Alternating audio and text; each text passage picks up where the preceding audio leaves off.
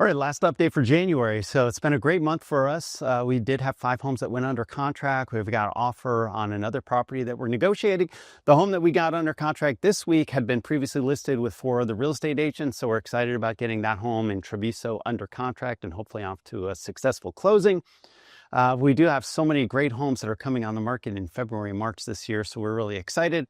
Statistics overall, January, the pending home sales are up 9% compared to last year. So that shows some improvement, a little bit more buyer demand. And we are seeing some more buyer showings and interest in our listings. And so that already is an encouraging sign towards the rest of the year.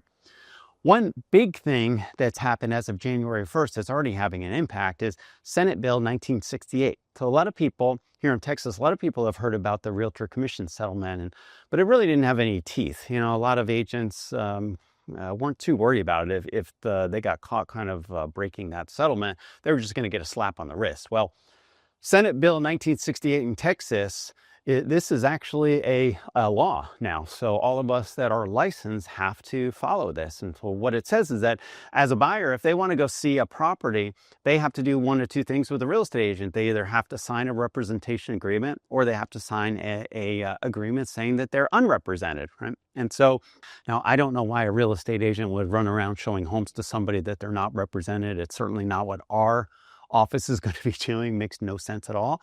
We don't represent very many buyers anyway, so we're certainly not doing that. But a lot of other agents are, particularly some of the hungry agents, probably will be doing that, right?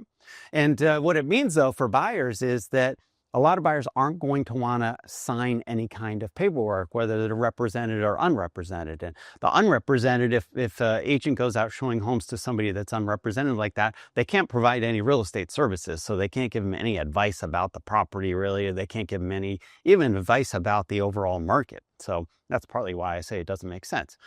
Now, so what happens is a lot of buyers aren't wanting to sign a form like this one way or the other. Me as your listing agent, though, the advantage there is that I don't have to have them sign a form just to see your house. So that really causes a lot of these buyers more and more. We've always seen in our area buyers contacting us directly, but more and more we're seeing them contacting us to see the house. Now, they probably will get an agent later on, right? But they don't want to sign anything up front until they find a house that they want to buy. So we do have one home that's under contract with a buyer who is totally unrepresented, doesn't have a real estate agent, and there could be some savings that go along with that in some cases, right?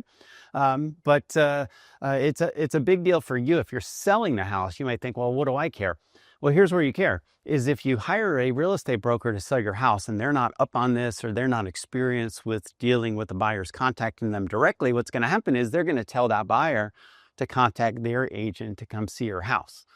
And the problem with that is they don't have an agent. And so you really have to have somebody that's more responsive to the consumers directly and not just being responsive to the real estate agents if you want to get the maximum exposure for your house, right?